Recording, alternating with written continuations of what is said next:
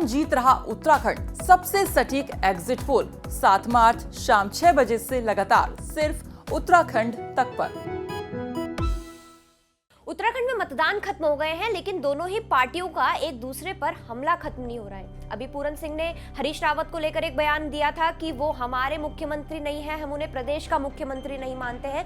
और अब बीजेपी विधायक विनोद चमोली ने कहा है कि स्टिंग ऑपरेशन पर दोबारा से जांच होनी चाहिए। स्टिंग ऑपरेशन जिसके लिए हरीश रावत चर्चा में आए थे, उसके लिए अब दोबारा से उस पर पूरी जांच, पूरी कार्रवाई पूरी करने के लिए विनोद चमोली ने नया बयान जारी करा है। वो कह रहे हैं कि उनके जीते जी, उनके रहते ही स्टिंग ऑपरेशन के मामले में कार्रवाई हो जानी चाहिए। हालांकि इस पे कांग्रेस ने भी पलटवार किया है। दीप बोहरा ने कहा है कि बीजेपी पहले खुद झांके, अपने घर जिनके शीशों के होते हैं वो दूसरों के घरों पे पत्थर नहीं मार सकते। तो ये जो लड़ाई है बीजेपी कांग्रेस की, मतदान के बाद भी खत्म होती नजर नहीं आ रही है। देखिए रिपोर्ट। उत्तराखंड की राजनीति में लंबे वक्त तक दबा हरीश रावत के स्टिंग ऑपरेशन का मुद्दा एक बार फिर जोर पकड़ रहा है।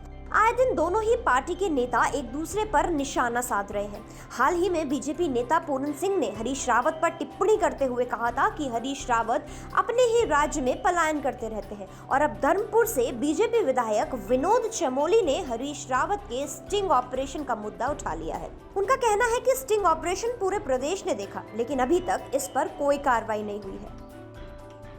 देखिए, स्टिंग ऑपरेशन पूरे प्रदेश ने देखा है और इस समय चुनाव में भी सोशल मीडिया में काफ़ी प्रचारित रहा है, लोगों ने उसको देखा भी है। लेकिन ये मामला कोर्ट में भी गया है, लेकिन अभी तक इसका समाधान नहीं हुआ है। आखिर उस पर जो अंतिम निर्णय आना है कि अगर ऐसा हुआ है और स्टिंग ऑपरेशन में चीज़ें आई हैं तो उस पर कार्रवाई होनी चाहिए। नहीं हुआ है तो जिन्होंने गलत चीज़ें दिखाई हैं, गलत वीडियो फ्लैश किया, तो उन पर कार्रवाई होनी चाहिए। लेकिन कहीं ना कहीं इसको अंतिम निर्णय तक जाना चाहिए और इस पर जल्दी समाधान होना चाहिए। जब व्यक्ति नहीं रहेगा तो उसके स्टिंग ऑपरेशन का क्या पता चलेगा। उनके रहते रहते इसका समाधान हो जाए, मैं चाहता हूँ। विनोद चमोली के इस बयान पर कांग्रेस ने उल्टा बीजेपी को ही कटघरे में खड़ा कर लिया। कांग्रेस के प्रदेश प्रवक्ता दीप बोहरा ने इस बयान के जवाब में कहा कि जिसके घर खुद शीशे के हों, वे दूसरे के घर में पत्थर नहीं मारते। पहले बीजेपी अपने घोटालों और कमीशन खोरी का खुलासा करे। हरीश रावत पर बयान देने से पहले उन्हें अपने घर की ओर झांक लेना चाहिए। मतलब भ्रष्टाचारी उत्तराखंड की भाजपा सरकार, जिसने इतने घोटाले कर दिए, विनोद चमोली जी और सारे माननीय विधायक जो भाजपा के, उनको कहना चाहिए कि सबसे पहले अपने जितने मुख्यमंत्री रहे हैं उन पे मुकदमा दायर हो, सीबीआई की उन पे इंक्वायरी हो।